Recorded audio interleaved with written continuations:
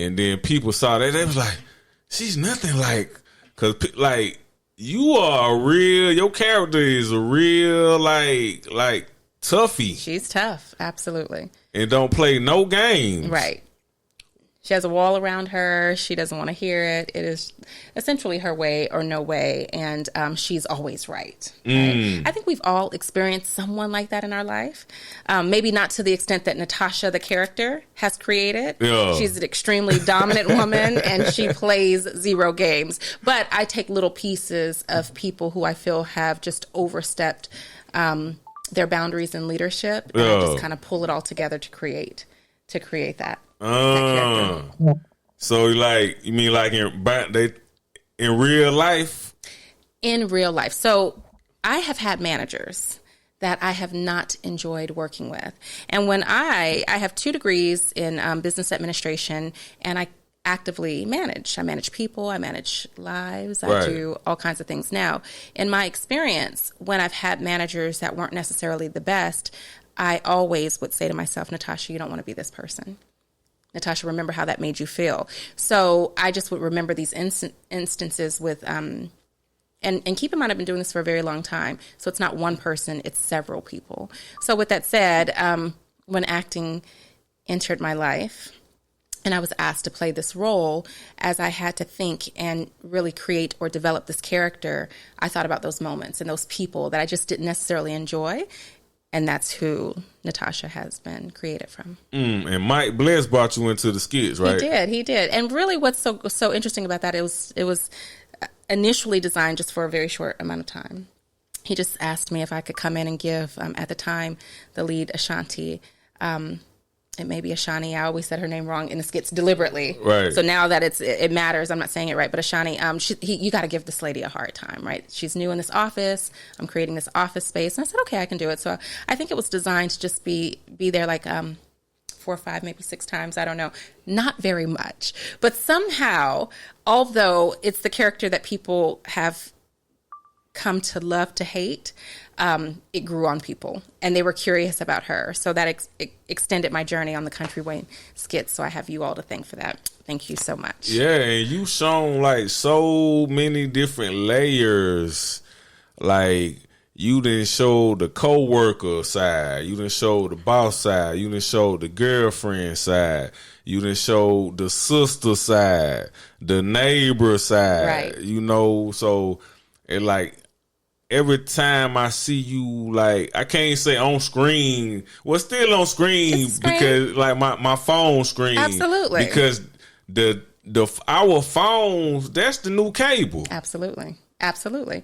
It is so convenient to have that phone in your hand, and I am so blessed that I can create content or be a part of a platform that creates content where you can have that accessibility and you can make your day. I think the one part of doing skits that has just honored me truly is when I am out or I get an opportunity to meet you and someone has had the worst possible day that they could have. And with tears in their eyes, they will say, you know, I watched the skits and I just felt better and y'all are so crazy and y'all are so silly. And you don't know the power of that phone. You don't know the power of what that phone can do for you. And I'm not even just relating to skits. I'm relating to that's a pretty powerful device in your hand. There was a page, which I won't mention, that I would follow back in the day as I would continually study business because I study business all the time. And I remember on this page it said, if you've paid $1,000 for the phone in your hand, but that phone is not making you $1,000 a month, then there's a problem. Oh, wow. So with that said, the phone is capable of doing so much more, and it's just not even skit related. You can create a business. You can become an image consultant. You can do so much with this phone. The goal was figure out how to make $1,000 with the phone that you just paid $1,000 for monthly. So I have the pleasure of doing something that I just love and creating a character that you all seem to enjoy. And just like that, you can be in the airport, you can be home, you can be very aggravated with your boss at work and go sit in your car for 15 minutes and watch this content and laugh. And at the end of the day, that's what we want to make people do. Yeah, and it's like your character be so serious that it's funny. It's so hard, too, because in the midst of, I wish you all knew how funny it is backstage. It Right. is just so funny. Like, we laugh for real. Like, when we're together, or if you are recording, or it doesn't matter. Like, what you all see is just a clip of what we choose to show you. Right. Like, what we got right, and here it is. But behind the scenes, it's so funny. So Natasha does not get that leeway in the skits, because it doesn't matter what's going on. It doesn't matter if somebody said something so remarkably funny that I too want to laugh. That character can't laugh. So I have to wait. I have to hold it until we cut, and then I can laugh. So that's the difficult part about playing Natasha, because I love to laugh. I love to laugh. Nah, I bet any type of money is like super hard when you doing a skit with Wayne, though, the most. Unreal. Because you got to be so serious. I was not ready. And Wayne got like so many jokes. I was not ready for Wayne. And unreal, just brilliant how quickly he just can come up with something unrelated. We will review the skit before we do it, and then God will just deposit it to him in that moment. And of course, he just says it. And you, meaning me, Natasha, just has to hold it. Now, for you all, it's just funny in the moment. You have to laugh, but he is so quick and so witty. Hey, it's your favorite cousin at the cookout, Rico Ramil. Check out my brand new book, Get Rich and Praise God, man, on Amazon.com right now. Everything you need to learn how to secure that bag like a boss is right here in this book, man. I went from sleeping in a 1984 Buick LeSabre to living full-time off the gifts I was born with. And I want to show you how to do the same thing, man. Get Rich and Praise God, man, on Amazon.com right now. Check runners.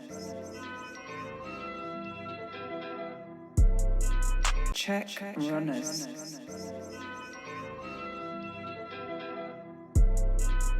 Hey, it's your favorite cousin at the cookout, Rico Ramil. Check out my brand new book, Get Rich and Praise God, man, on Amazon.com right now.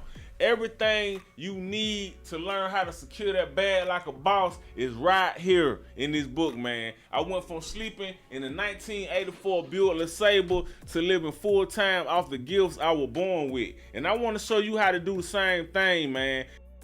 Get Rich and Praise God, man, on Amazon.com right now. Check runners.